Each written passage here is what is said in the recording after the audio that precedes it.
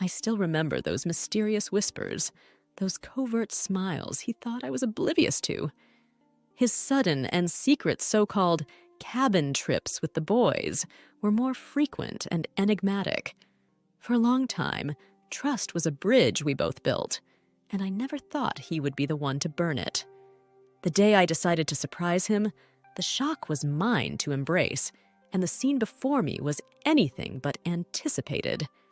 In this narration, I share a transformative journey from being a deceived spouse to discovering strength and resilience I never knew resided within me.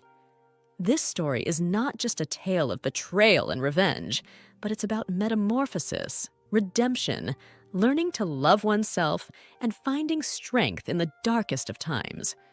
But remember, it's not just a tale of revenge. It's a story that transcends beyond the usual norms, breaking the stereotypes of vengeance and reaching a state of liberation, acceptance, and empowerment. My name is Camilla, and this is my story. So there I was, casually sipping my morning coffee, browsing through old photos of us, hubby and me, laughing, kissing, being the embodiment of a picture-perfect marriage. It had been 5 blissful years, but something was off lately. Every few weekends, my husband would gather his bags and vanish into the wilderness with his gang of friends, or the boys, as he affectionately called them, leaving me to wonder what mysterious adventures they were off to. His tales of these secretive escapades were riddled with inconsistencies. He'd say they were fishing, but there would be no pictures of fish. He'd say they were camping, but there'd be no photos of tents. Must be a guy thing, I would say to myself, pushing aside the nagging doubt and the nagging feeling that something was amiss. Curiosity is a potent brew, and eventually, I caved. I decided to surprise him on one of his secret cabin trips. My heart raced with anticipation as I drove through winding roads, surrounded by dense, whispering trees, to the secluded cabin where they supposedly hung out. I hope he's happy to see me, I muttered to myself, my hands clammy on the wheel. As I reached, the sight before me made my heart sink into my stomach. There was my husband, but there were no boys. Instead, there she was, a woman, her laughter harmonizing with his in a symphony of betrayal. Rage bubbled inside me as I watched them, unseen. But rather than confront them, an idea hatched inside my head. A spectacular, dramatic, grandiose display of revenge, seasoned with a sprinkle of public humiliation. I started my meticulous plan by gathering evidence. I clicked photographs, collected voice recordings, snippets of their stolen moments together. Each piece of evidence was a sharp sting, a reminder of the facade of my marriage. I kept telling myself, focus, this is for the grand revelation. This will be worth it. With all the evidence I needed, it was time to set the stage. I decided to throw a grand party, a soiree to celebrate love and commitment. My invitations were extended to all our friends, family, and acquaintances, and there was a peculiar emphasis on the boys to make sure they attend. My heart pounded as I prepared, knowing that the mask of perfection would soon be shattered. To my delight, the party was buzzing. The air was saturated with laughter and chatter, everyone blissfully ignorant of the drama that was about to unfold.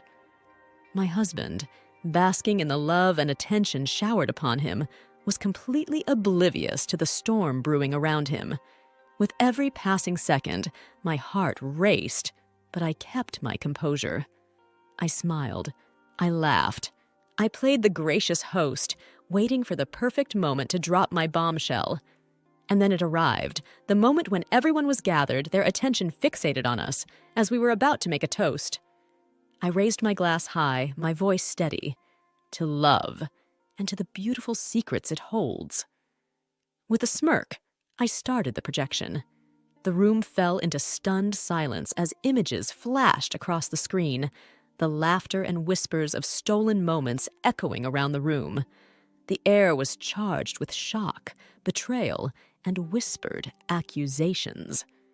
I watched as the color drained from my husband's face, his eyes darting around, looking for an escape from the web of his own making.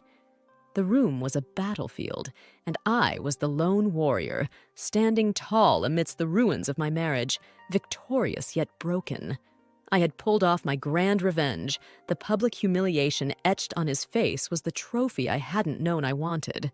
But there was no joy in this victory, only the cold, empty realization that the man I had loved was never truly mine. And while the whispers and the stares surrounded me, the only sound that echoed in my mind was the shattering of my own heart. The fallout from my dramatic revelation was like a slow-burning fire, consuming everything in its path. My husband, or should I say soon-to-be ex-husband, was now the subject of hushed whispers and furtive glances, his reputation in tatters. The next day, he tried to approach me, his eyes swollen, probably from remorse, or perhaps just from being caught. "Please, can we talk about this?" he pleaded, his voice a fragile whisper. "I have nothing to say to you," I replied coldly, my heart stone against his pleas. But my mind was a whirlwind of emotions, torn between the remnants of love and the fresh wounds of betrayal. Every fiber of my being screamed to run away, to escape the ruins of my once happy life. But no, I wasn't done.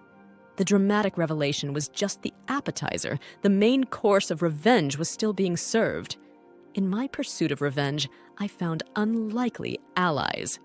The boys, feeling betrayed themselves, were more than willing to assist me in my mission. We colluded, planned, and executed meticulous schemes to expose his lies further, to tarnish his image and isolate him from everyone who once admired him. We worked in shadows, our moves calculated, our intentions clear. Our little revenge squad was a ticking time bomb, and it exploded, revealing more secrets, more betrayals. It seemed my husband had created a labyrinth of lies, a maze so complex that even he was lost in it. The more I discovered, the more my heart hardened. The slivers of love that remained were now turning into shards of hate. And then there was her, the other woman, the partner in his deceit. My anger towards her was a raging inferno, but I also saw her as a pawn in his twisted game, another victim of his lies. I approached her, my intentions unclear even to myself. Was it to confront her, to understand her, or to simply see the face of the woman who had stolen my husband's heart? Her eyes met mine, a flicker of guilt passing through them before being replaced by defiance. "What do you want?" she asked, her voice laced with a mixture of fear and defiance. "I want to know why," was all I could muster, my voice a mere whisper, the pain and anger battling within me. She, too, had been a puppet in his game, unaware of his marital status, fed lies coated in sweet words. It became clear that in his quest for thrill and adventure, he had played us both, leaving a trail of broken hearts in his wake.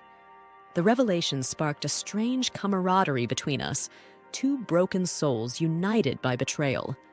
We exchanged stories, tears, and mutual regrets, the pain forging an unspoken bond between us.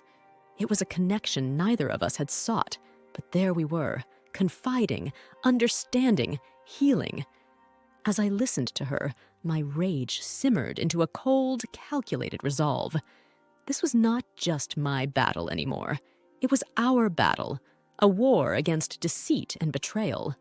We became partners in revenge, planning the final act of this drama, the grand finale where he would be stripped of his masks, his true face revealed to the world. As the day of reckoning approached, my newfound ally and I met in secret, refining our plan and sharing our vulnerabilities. Our bond was strange, but it was real, forged in the fires of betrayal. We were two wounded warriors, fighting a common enemy, our pain our strongest weapon. Finally, the day arrived. The stage was set, and all the actors were in their places. The air was thick with tension, charged with anticipation. I felt a kaleidoscope of emotions as I prepared to face him, my stomach in knots, my heart racing. This is it, the moment of truth, I said to myself, steadying my breath, preparing for the storm ahead. We had planned a public confrontation, a spectacular showdown where all his lies would be laid bare, his charade exposed. We had invited friends, family, colleagues, anyone who had known him, respected him. It was to be a court of public opinion, a platform where his true self would be revealed. He walked in, unsuspecting, his usual charm in place, his smile radiating confidence. He had no idea that his fortress of lies was about to crumble, his empire of deceit about to fall. My heart hammered in my chest as he approached, his eyes searching mine, a flicker of curiosity in them. "What is all this?" he asked, the innocence in his voice almost convincing. And then the storm broke, a torrent of accusations, revelations, and confessions pouring down on him. His face changed, the mask slipping, revealing the man behind it, the real him. The room was a battlefield, his defenders fighting a losing battle, the truth slicing through their defenses, exposing the rot within. His eyes darted around, looking for an escape, a way out of this nightmare. But there was none. The walls were closing in, his past catching up to him. The air was electric, the tension palpable, the silence broken only by the whispers of shock and disbelief. It was a spectacle, a display of his true self, each layer peeled back, revealing the man he really was. His charm, his charisma, all stripped away, leaving behind a broken, defeated man. The room was a sea of faces, each one a mirror reflecting his betrayal, his deceit. I watched him, my heart a mix of satisfaction and sorrow, the final act playing out before my eyes. I had dreamed of this moment, longed for it, the sweet taste of revenge on my lips. But as I saw him there, broken, lost, a part of me mourned the man I had loved, the man I had thought he was. He tried to speak, to defend himself, to explain, but his words were empty, his voice a hollow echo. The truth was out, the mask shattered, and all that remained was the man, the real man, exposed and vulnerable. His eyes met mine, a plea in them, a silent request for forgiveness, understanding. But it was too late. The damage was done, and all that remained was the ruins of a life, a love, destroyed by his own hands. The confrontation was a catharsis, a release of all the pain, the anger, the betrayal. It was a cleansing, a purification, the truth washing away the stains of his lies. And as the dust settled, as the echoes of the confrontation faded, I felt a sense of peace, a calmness I hadn't felt in a long time.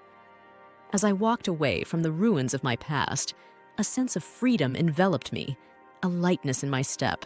I had fought the battle, won the war, and now the future was mine to shape, to mold. The pain was still there, the scars still fresh, but I was healing, growing, evolving. I looked back one last time at the man I had loved, the man I had lost. He was a shadow, a ghost of his former self, his world crumbled, his life in shambles. It was a painful sight, a reminder of what could have been, what should have been. But it was also a symbol of my strength, my resilience, my ability to rise from the ashes, to rebuild, to renew. And with a final glance, a final goodbye, I turned away, leaving the past behind, stepping into the future, a future of possibilities, of hope, of new beginnings. The aftermath of the confrontation was a maelstrom of emotions, a tempest of pain and relief, regret and vindication. It felt like a weight had been lifted off my shoulders, but the echo of betrayal still reverberated in the back of my mind. "You've done it. You've exposed him," I said to myself, trying to grasp the enormity of what had just transpired. He was now the talk of the town, whispers of his deceitful exploits permeating through every social circle. His name was synonymous with betrayal, his image tarnished beyond repair. It was the bitter fruit of his deception, a consequence of his actions, and it tasted oh so sweet to my revenge-fueled heart. Our shared acquaintances were divided, some siding with him, ensnared in his web of charming lies, while others extended their sympathy to me, their eyes newly opened to his true colors. It was a war of opinions, a battlefield of conflicting loyalties, and I was at its center, a symbol of his deceit and downfall.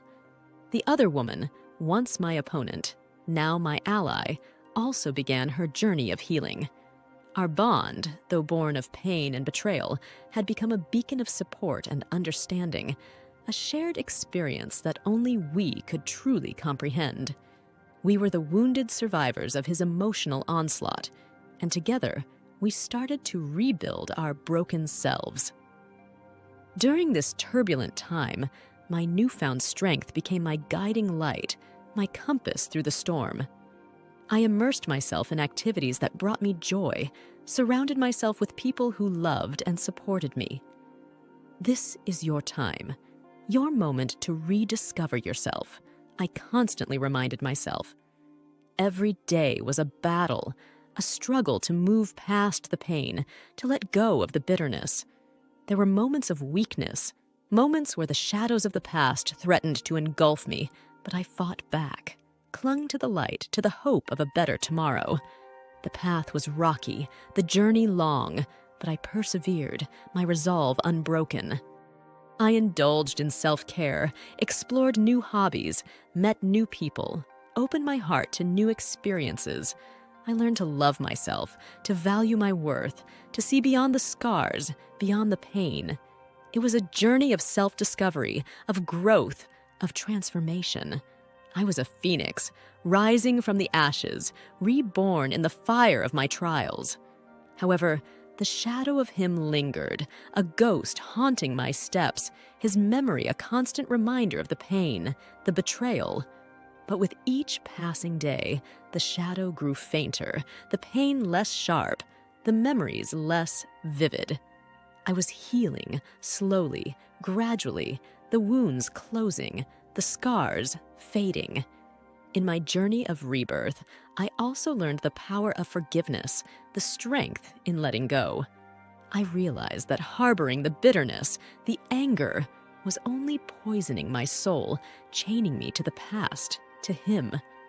To truly be free, to truly move on, you must forgive, a wise friend advised me.